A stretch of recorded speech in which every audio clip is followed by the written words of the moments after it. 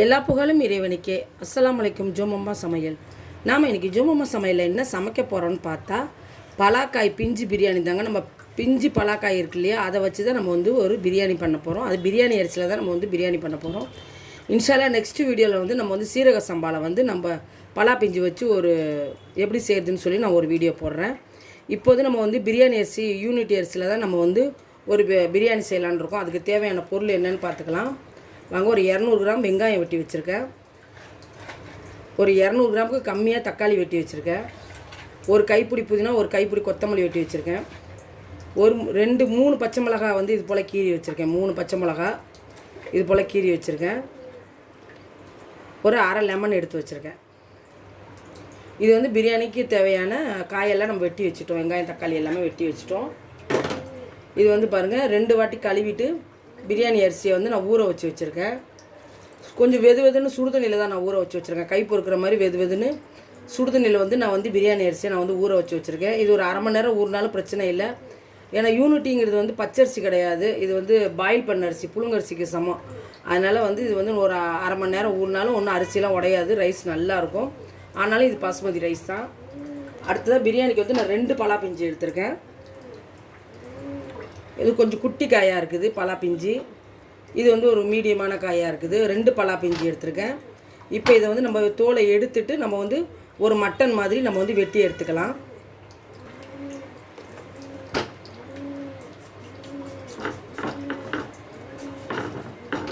கொஞ்சம் ஹார்டாக தான் இருக்கும் தோல், வெட்டுறது கொஞ்சம் கஷ்டம்தான். பொறுமையாக வெட்டணும். இந்த மாதிரி வெட்டினோம்னா பால் வரும். இப்போ இந்த மாதிரி நம்ம தேய்ச்சிட்டோன்னு சொன்னோம்னா அந்த பாலெல்லாம் மேலே வந்துடும். நமக்கு கையில் ஒட்டாது, பிசு பிசுன்னு ஒட்டாது.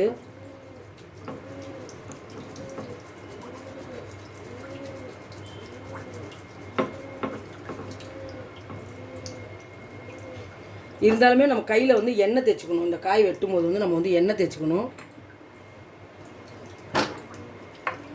இது போல் நம்ம எண்ணெய் எடுத்து நம்ம கையிலையும் தேய்ச்சிக்கணும். நம்ம கத்திக்கு தேய்ச்சிக்கணும்.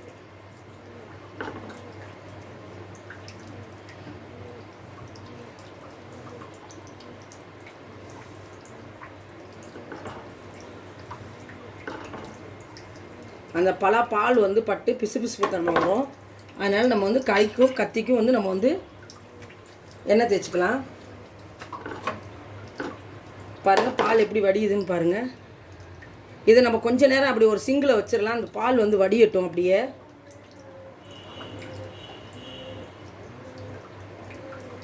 அடுத்தது நம்ம இதையும் வெட்டிடலாம்.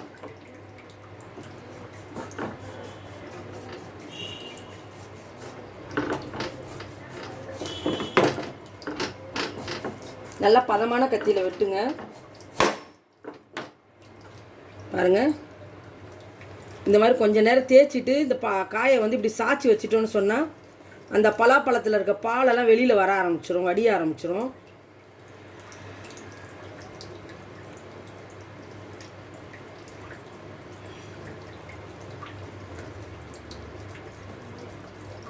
நல்லா தேய்ச்சி விட்டோம் இல்லையா. இப்போ நம்ம இப்படியே வச்சிடலாம். ஒரு 10 நிமிஷம் அப்படியே வச்சிடலாம். இந்த பலாக்காயிலேருந்து இந்த இடத்துலேருந்து எல்லா பாலும் வெளியில் வர ஆரம்பிச்சிடும். வரட்டும்.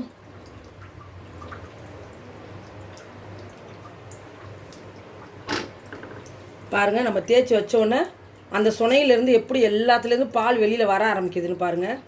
இந்த மாதிரி தான் இந்த பால் வெளியில் ஆரம்பிக்கும். நம்ம இந்த மாதிரி தேய்ச்சா மட்டும்தான் இந்த மாதிரி பால் வெளியில் வரும். இந்த மாதிரி நம்ம தேய்ச்சி விட்டு நம்ம வெளியில் சிங்க் இல்லையா, நம்ம பாத்திரங்கள் ஒரு சிங்கில் ஒரு ஓரமாக வச்சிட்டோம்னா அப்படியே சிங்க்குள்ளே அந்த பால் வடிஞ்சிரும். பாருங்கள், இப்போ நான் பாத்திரங்கள் ஒரு சிங்கில் வச்சுருந்தேன். அந்த பால் ஒரு 10 நிமிஷத்துக்கு அப்படியே வடியட்டும்.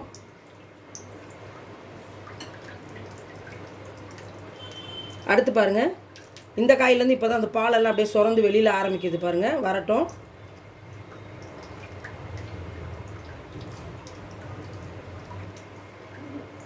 பாருங்கள், நம்ம பலா பிஞ்சிலேருந்து எப்படி பால் வெளியில் வந்திருக்குன்னு பாருங்கள். எந்த அளவுக்கு பால் வெளியில் வந்திருக்குன்னு பாருங்கள். நம்ம தேய்ச்சி விட்டு வச்சதுனால இந்த அளவுக்கு நமக்கு அந்த பலா பிஞ்சிலேருந்து பால் வெளியில் வந்திருக்கு. நம்ம யூடியூப்பில் இது வரைக்கும் யாருமே இந்த டிப்ஸு சொல்லியிருக்கவே மாட்டாங்க. இந்த மெத்தடே இப்படி தான் இது பண்ணணும். நம்ம வெட்டிட்டு நம்ம தேய்ச்சி விட்டோம்னா அந்த பால் அப்படியே சுரந்து வெளியில் வந்துடும். நம்ம வெட்டும் போது அந்த பிசு பிசுப்பு தன்மை ரொம்ப கம்மியாக இருக்கும். சமயத்தில் இருக்கவே இருக்காது. ஏன்னா எல்லா பாலுமே வெளியில் வந்துருச்சுன்னா இருக்காது. அதுபோல் நம்ம வந்து இந்த காயை வெட்டி வந்து நம்ம வந்து தண்ணியில் போடக்கூடாது. கொஞ்சமாக மோர் கலந்து உப்பு போட்டு தண்ணியில் தான் நம்ம போட்டு வைக்கணும். ஏன்னா பலாக்காயில் வந்து ஒரு சின்ன தோற்புத்தன்மை ஒன்று இருக்கும். அந்த தோற்புத்தன்மையை எடுத்துட்டோம்னா அந்த உப்பு மோர் தண்ணியில் கலந்து நம்ம போட்டு வச்சு நம்ம எடுத்துட்டோம்னா அந்த சிறு தோப்புத்தன்மையும் இருக்காது. ரொம்ப சூப்பராக அப்படியே மட்டனை சாப்பிட்றது மாதிரியே இருக்கும். இது வந்து சூப்பரான ஒரு டிப்ஸுங்க. நீங்கள் பலா பிஞ்சில் நீங்கள் எது சமைச்சாலுமே நீங்கள் இந்த டிப்ஸை பின்பற்றி நீங்கள் சமைங்க. ரொம்ப அருமையாக இருக்கும். வாங்க இப்போ நம்ம தோல் சீவி எடுத்துக்கலாம். நம்ம இது போல் இந்த பலா பிஞ்சோட தோலை நம்ம சீவி எடுத்துக்கிறோம். உங்கள்கிட்ட நல்லா வெட்டுற கத்தி இருந்தால் அதை வச்சு நல்லா வெட்டிடுங்க. ஏன்னா கொஞ்சம் ரஃப்பாக இருக்கும்.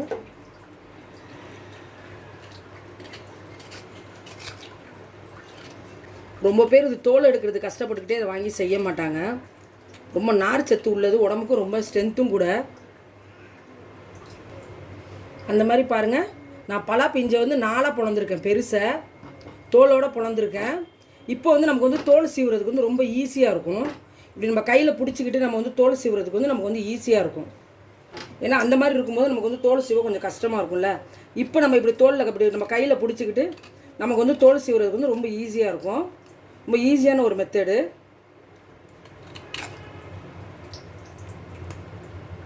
இந்த மாதிரி நமக்கு வந்து ஈஸியாக நமக்கு வந்து தோல் எடுக்க ஈஸியாக இருக்கும். வாங்க நம்ம பலாக்காயை எவ்வளோ அழகாக சுத்தம் பண்ணி வச்சுட்டோன்னு சொல்லி பாருங்கள். அது கருத்துறாமல் அதே க்ரீனிஷோட அதே ஒயிட்டோட நம்ம எவ்வளோ சூப்பராக நம்ம க்ளீன் பண்ணி வச்சுருக்கோன்னு சொல்லி பாருங்கள். கருக்கவே இல்லை பாருங்கள். எவ்வளோ க்ளீனாக எவ்வளோ சூப்பராக இருக்குன்னு பாருங்கள். பலாக்காவை நம்ம வந்து வெட்டி சுத்தம் பண்ணி வச்சுருக்கோம். இப்போ நம்ம வந்து சின்ன சின்ன பீஸாக ஒரு மட்டன் பீஸ் சைஸில் இப்போ நம்ம வந்து ரெடி பண்ணணும். அதுக்கு வந்து நான் ஒரு பேஷனில் வந்து தண்ணி எடுத்து வச்சுருக்கேன். ஒரு 2 ஸ்பூன் அளவுக்கு உப்பு போட்டுக்கலாம். அடுத்தது நம்ம கொஞ்சம் தயிர் போட்டுக்கலாம். அப்போ 2 ஸ்பூன் அளவுக்கு தயிர் போட்டிருக்கோம்.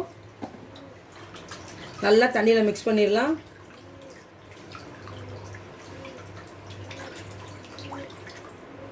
நல்லா மோர் மாதிரி ஆக்கியாச்சு.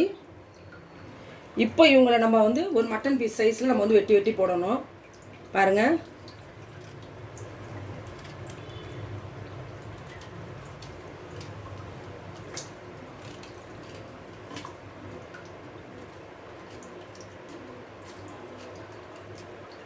தெரியுதா? நல்லா ஒரு மட்டன் பீஸ் எப்படி இருக்குமோ அந்த மாதிரி நம்ம வந்து வெட்டி இந்த மோர் தண்ணியில் சேர்த்துக்கிட்டோம்னா கருக்காது, அந்த தோற்பு வாசனையும் இருக்காது. ரொம்ப அருமையாக இருக்கும். மட்டன் மாதிரியே இருக்கும். அந்த தோற்பு தன்மைலாம் போயிடும். லைட்டான அந்த தோற்பு தன்மையும் அந்த பலா இதுலேருந்து நமக்கு போயிடும்.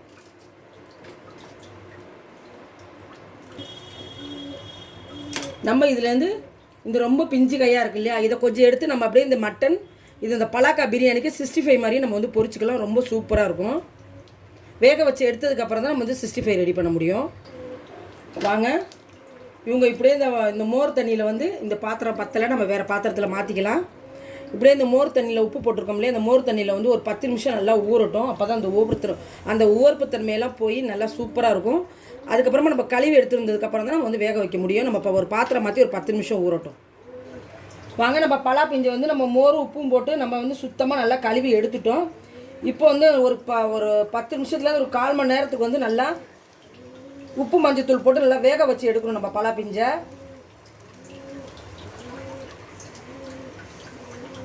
வாங்க பாருங்கள், நம்ம கழுவி க்ளீன் பண்ண பலா பிஞ்சை நம்ம ஒரு பாத்திரத்தில் சேர்த்துக்கலாம். அந்த ரொம்ப நார் தன்மையெல்லாம் இருந்தால் கொஞ்சம் கட் பண்ணி எடுத்துருங்க. ரொம்ப நாராக இருந்தாலும் சாப்பிட முடியாது, சக்கையாக இருக்கும். அந்த முனையில் இருக்கிற அந்த நாரெல்லாம் கொஞ்சம் கட் பண்ணி எடுத்துருங்க. ரொம்ப பிஞ்சாக வாங்குங்க, அப்போ தான் வந்து இந்த மாதிரி இருக்கும். பிஞ்சாக வாங்கும்போது இந்த மாதிரி இருக்கும். கொஞ்சம் முத்துனதாக வாங்கினா இந்த மாதிரி நார்த்தன்மையாக இருக்கும். இந்த நார்த்தன்மையோடு இருந்துச்சுன்னு சொன்னால் கொஞ்சம் கட் பண்ணி எடுத்துருங்க. ரொம்ப இருக்கிற மாதிரி வச்சுக்காதீங்க. இப்போ இந்த பலா பிஞ்சு வேகிறதுக்கு நம்ம வந்து தண்ணி சேர்த்துக்கலாம். பலாக்காய் முங்குற அளவுக்கு நம்ம வந்து தண்ணி சேர்க்கணும்.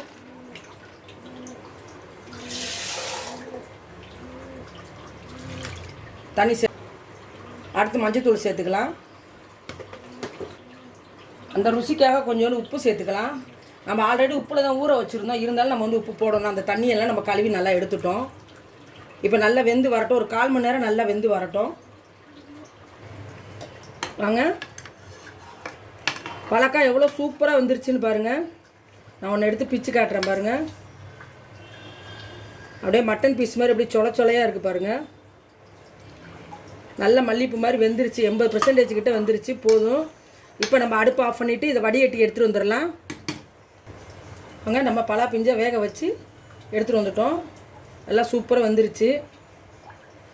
எல்லாம் பூ மாதிரி வெந்துருச்சு. போதும். இப்போ நம்ம வந்து பிரியாணி தாளிக்க ஆரம்பிச்சிடலாம். இதுலேருந்து நம்ம வந்து 65க்கு வந்து நம்ம கொஞ்சம் பிரித்து எடுக்கணும். அதை நம்ம பிரித்து எடுத்துக்கலாம்.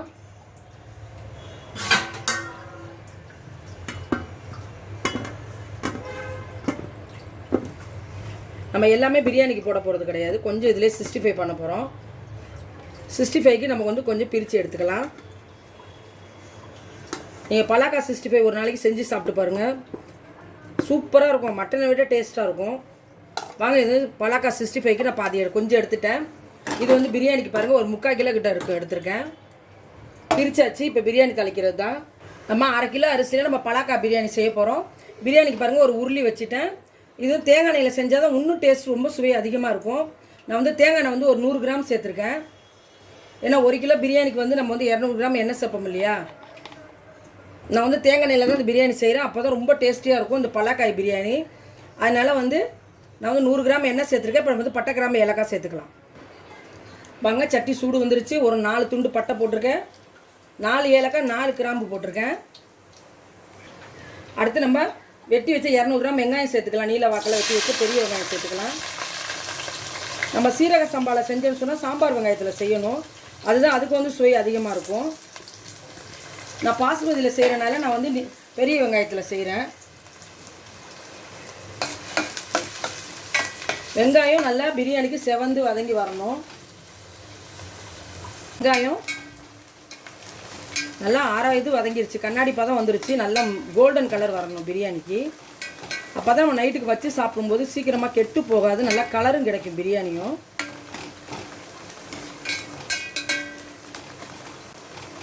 எதுக்கு பிரியாணிக்கு வந்து வெங்காயத்தை கோல்டன் கலராக ஆக்குறாங்கன்னா அதுக்காக தான். நம்ம மறுநாள் பிரியாணினாலே மறுநாள் இருந்தால் சாப்பிடுவோம். அது மாதிரி லேட் நைட் கூட சாப்பிடுவோம். நைட்டில் வச்சு சாப்பிடுவோம். அதனால தான் வந்து பிரியாணிக்கு வந்து வெங்காயத்தை வந்து நல்லா வதக்கி எடுத்ததுக்கப்புறம் வறுத்து எடுத்ததுக்கப்புறமா நம்ம வந்து பிரியாணி ரெடி பண்ணுறோம். அதே மாதிரி பிரியாணிக்கு நல்ல ஒரு கோல்டன் கலரும் கிடைக்கும். நம்ம கொஞ்சம் வதங்காமல் வெங்காயத்தை போட்டு நம்ம பிரியாணி செய்யும்போது சோறு வந்து ஒரு மாதிரி சொதன்னு இருக்கிற மாதிரி, ஈரத்தன்மை இருக்கிற மாதிரி இருக்கும். நீங்கள் தம் விட்டு இறக்குனா கூட. வெங்காயம் நல்லா பொரிஞ்சு வரட்டும். பாருங்கள், வெங்காயம் நல்லா கோல்டு கலர் கொடுத்து வந்துருச்சு. கோல்டன் கலர் வந்துருச்சு பாருங்கள். நல்லா கோல்டன் கலர் கிட்ட வந்துருச்சு. இந்த ஸ்டேஜில் நம்ம வந்து கீரி வச்சுருக்க இந்த 3 பச்சை மிளகாவை சேர்த்துக்கலாம். நம்ம வதக்கி வச்சுருந்த ஒரு கைப்பிடி புதினா மல்லியும் சேர்த்துக்கலாம்.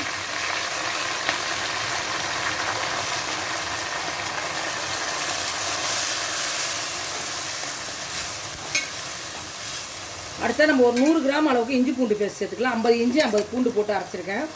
ஏன்னா 1/2 கிலோ அரிசிக்கு ஒரு 100 கிராம் இஞ்சி பூண்டு பேஸ்ட் சேர்த்துக்கலாம்.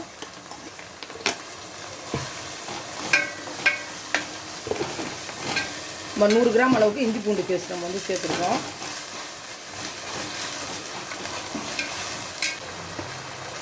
மிளகாத்தூள் வந்து 1 டீஸ்பூன் அளவுக்கு சேர்த்துக்கிறேன். இது வந்து 1/2 டீஸ்பூனு. இப்போ நான் 1 டீஸ்பூன் அளவுக்கு நான் வந்து மிளகாத்தூள், தனி மிளகாத்தூள் சேர்த்துருக்கேன்.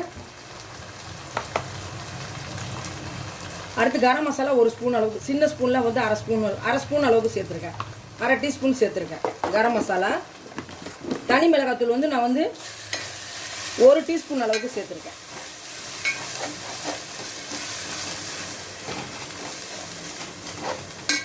அடுத்து நம்ம வெட்டி வச்சுருக்கிற 200 கிராம் கிட்ட தான் தக்காளி, அதையும் நம்ம சேர்த்துடலாம்.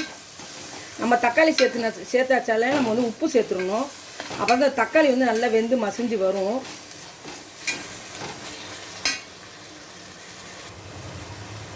நான் பிரியாணிக்கு தேவையான உப்பு சேர்த்துட்டேன்.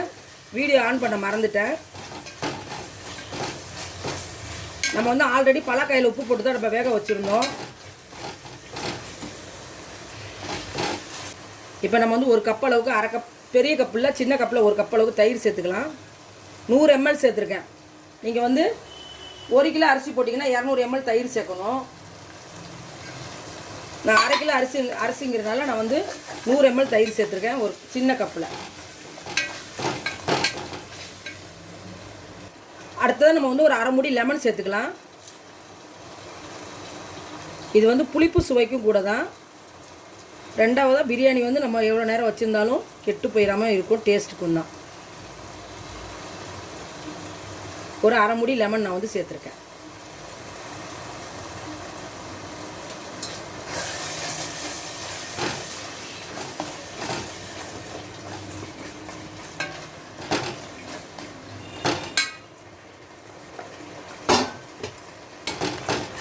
தக்காளி நல்லா மசிஞ்சு வந்துக்கிட்டு இருக்கு. அந்த தக்காளி நல்லா மசிஞ்சால் தான் அந்த பிரியாணி வந்து நல்லா டேஸ்ட் வரும்.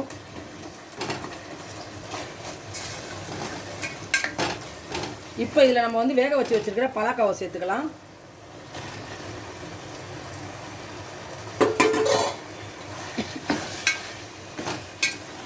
நம்ம ஒரு 3/4 பதத்துக்கு நம்ம வந்து பலாக்காவை வந்து வேக வச்சு வச்சுருந்தோம்.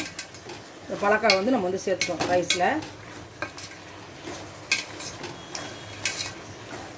இப்போ நம்ம வந்து அப்படியே நம்ம தம் போடுறதுனால நம்ம வந்து 3/4 லிட்டர் தண்ணி சேர்க்கணும். நீங்கள் 1 லிட்டர் தண்ணி பாட்டில் இருந்துச்சுன்னா அதுலேருந்து ஒரு 3/4 பாட்டில் தண்ணி சேர்த்துக்குங்க. நான் வந்து ஒரு 3/4 லிட்டர் தண்ணி சேர்த்துக்கிறேன்.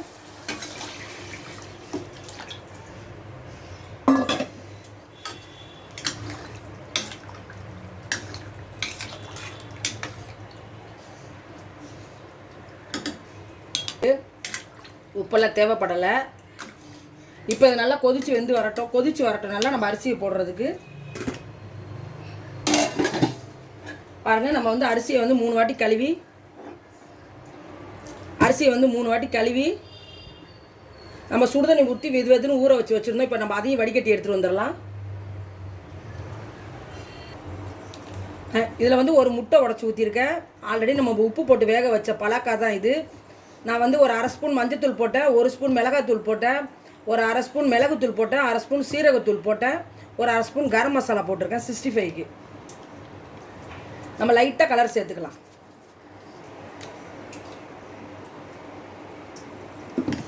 இப்போ இதுக்கு தேவையான உப்பு நம்ம சேர்த்துக்கலாம். அடுத்து இஞ்சி பூண்டு பேஸ்ட் சேர்க்கணும் இல்லையா?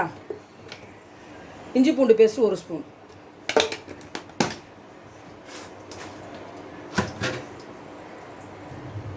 கார்ன்ஃப்ளவர் வந்து 2 ஸ்பூன் சேர்த்துக்கிறேன்.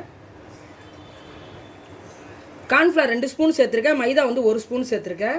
நான் இப்போ இஞ்சி பூண்டு அரைச்ச மிக்சிலேருந்து தண்ணி கொஞ்சம் அலசி ஊற்றிக்கிறேன். இப்போ இந்த பலாக்காய் 65 நம்ம சூப்பராக ரெடி பண்ணிடலாம்.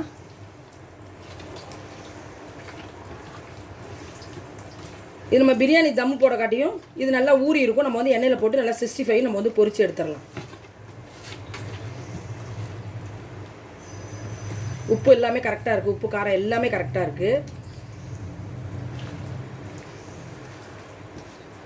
நல்லா ஊறட்டும். பலாக்காய் 65 நல்லா ஊறட்டும். நம்ம இதை ஒரு பக்கம் தூக்கி வச்சிடலாம். நம்ம பிரியாணி தம் விடும்போது அது பக்கத்து அடுப்பில் நம்ம பொரிச்சு எடுத்துடலாம். பாருங்க, பிரியாணிக்கு தண்ணி நல்லா கொதி வந்துருச்சு. எவ்வளோ நல்லா கொதிக்குதுன்னு பாருங்கள். இப்போ இதில் வந்து ஒரு 1/4 கிளாஸ் பால் சேர்த்துக்கலாம். காய்ச்சின பாலாக இருந்தாலும் சரி, காய்ச்சாத பாலாக இருந்தாலும் சரி, ஒரு 1/4 ஸ்பூன் பால். பிரியாணிக்கு வந்து அதிகப்படியான சுவையும் நல்லா சோறு பொலன்னு இருக்கிறதுக்காக வந்து அந்த பால் வந்து சேர்க்குறது. இப்போ நம்ம வந்து இந்த 1/2 கிலோ அரிசியை வந்து நம்ம வந்து சுடுதண்ணியில் வந்து நம்ம 1/2 மணி நேரம் ஊற வச்சுருந்தோம். இப்போ அந்த அரிசியை நம்ம இதில் சேர்த்துக்கலாம்.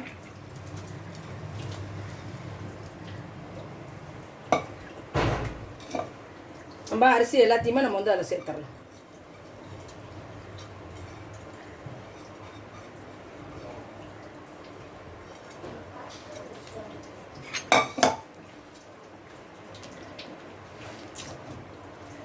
நல்லா கொதிச்சு வரட்டும். கொதிச்சு தண்ணி சுண்டி வரட்டும். நம்ம அப்புறமா தம் போட்டுக்கலாம். எல்லாமே கரெக்டாக இருக்குது. இப்போ நம்ம மூடி வச்சுருவோம். ஒரு 10 நிமிஷம் நல்லா கொதிக்கட்டும். அங்கே பிரியாணி நல்லா கொதி வந்துருச்சு. நல்லா கொதிக்குது. நம்ம மெதுவாக கிண்டி விடுவோம். சோறு உடையாத அளவுக்கு லைட்டாக கிண்டி விடணும்.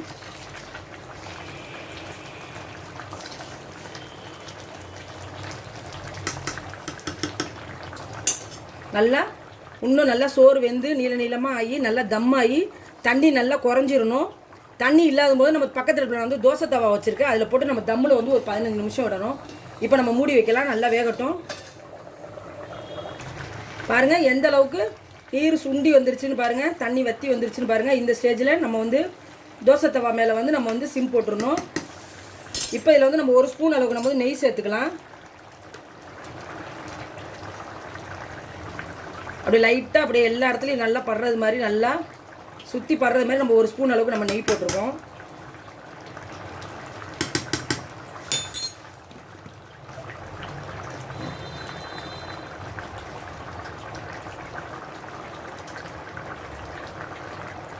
நான் வந்து பக்கத்து அடுப்பில் வந்து தோசை தவா வச்சுருக்கேன். தோசை தவா வந்து நல்லா சுட்டுக்கிட்டு இருக்குது, அடுப்பு எரிஞ்சிக்கிட்டு இருக்குது. இப்போ நம்ம வந்து இந்த சட்டியை நம்ம வந்து அடுப்பை ஸ்லோ பண்ணிவிட்டு தூக்கி பக்கத்து அடுப்பில் வச்சிடலாம். பாருங்கள் தோசை தவா சூடாகிக்கிட்டு இருக்கு இல்லையா, இப்போ அதில் தூக்கி நம்ம வச்சிடலாம். நல்லா தோசை தவாவில் வந்து அடுப்பு வந்து ஃபாஸ்ட்டாக தான் இருக்குது. ஒரு 10 நிமிஷம் ஃபாஸ்ட்டாக இருக்கட்டும். அடுப்பில் சிம்மில் 10 நிமிஷம் ஃபாஸ்ட்டாக வந்து தோசை தவா மேலே இருக்கணும். இன்னும் கொஞ்சம் நீர் வத்துறதுக்கப்புறம் 10 நிமிஷம் வந்து நம்ம வந்து சிம் பண்ணிவிட்டு அடுப்பில் வைக்கணும் தோசை தவா மேலே. இப்போ மூடி வச்சிடலாம். இப்போ நம்ம வந்து பலாக்காய் 65 நம்ம வந்து பொரிச்சு எடுத்துலாம். அதுக்கு ஒரு கடாய் வச்சுருக்கேன், எண்ணெய் போட்டிருக்கேன், எண்ணெய் சூடட்டும். இப்போ நம்ம வந்து பலாக்காய் 65 நம்ம ஒன்று ஒன்றா போட்டு எடுத்துடலாம்.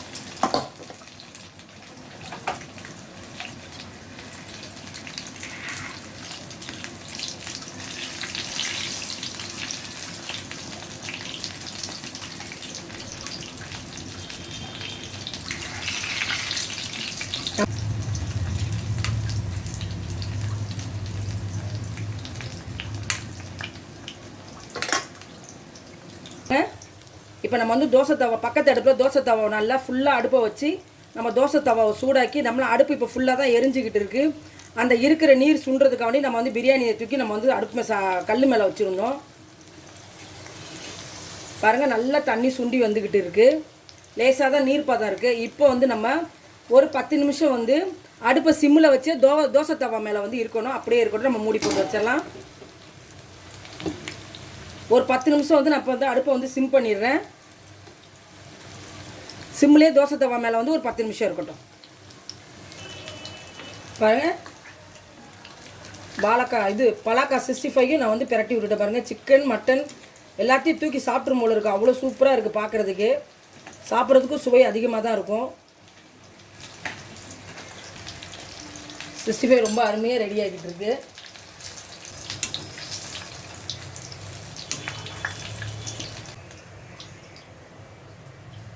நல்லா எண்ணெய் வடித்தாச்சு. இப்போ மிச்சம் இருக்கிற பலாக்காயும் நம்ம வந்து சேர்த்துடலாம். 65க்கு நம்ம சேர்த்துடலாம்.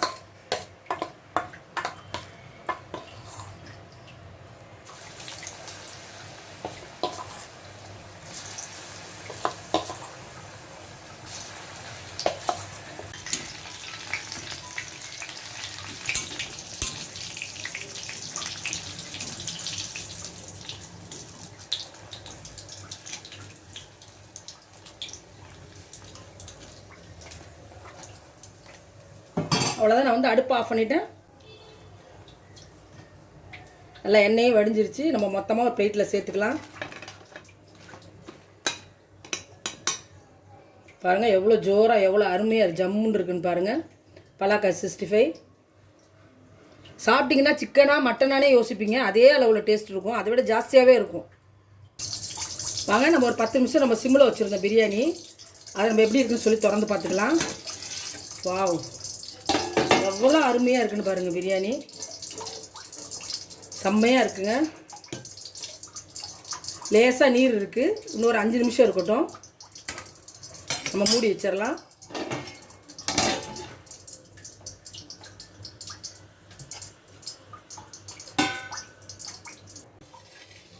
தம் வச்சுருந்தோம் இல்லையா, சூப்பராக ரெடி ஆகிடுச்சு பாருங்கள். இப்போ நம்ம கரண்டி வச்சு பார்த்துக்கலாம். தண்ணி இல்லைங்க. நல்ல பிரியாணி வந்து இங்கே பாருங்கள், நல்லா ட்ரையாக இருக்குதா, எந்த ஒரு ஈரம் பிசு பிசுப்பு எதுவுமே கிடையாது பாருங்கள். அந்த எண்ணெய் மட்டும்தான் லைட்டாக தெரியுது பளபளன்னு. இப்போ பிரியாணி வந்து சூப்பராக ரெடி ஆகிடுச்சு.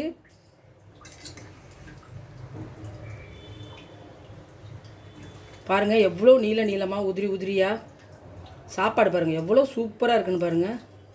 அருமையாக இருக்குங்க. சோறு நல்ல நீளமாக உடையாமல் நல்லா உதிரி உதிரியாக அருமையாக இருக்குது பலாக்காய் பிரியாணி.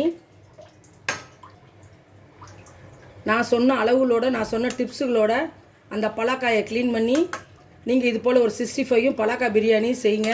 மட்டன் சுவையை மிஞ்சிரும். அவ்வளோ சூப்பராக அவ்வளோ அருமையாக இருக்குது. இந்த வீடியோ உங்கள் எல்லாருக்குமே ரொம்ப பிடிக்கும்னு நினைக்கிறேன். இந்த வீடியோ உங்களுக்கு பிடிச்சிருந்தா லைக் பண்ணுங்கள், ஃப்ரெண்ட்ஸ் அண்ட் ஃபேமிலிக்கு ஷேர் பண்ணுங்கள், மறக்காமல் ஜோமம்மா சேனலுக்கு சப்ஸ்கிரைப் பண்ணுங்கள், பெல் ஐக்கானை கிளிக் பண்ணுங்கள். தேங்க்யூ.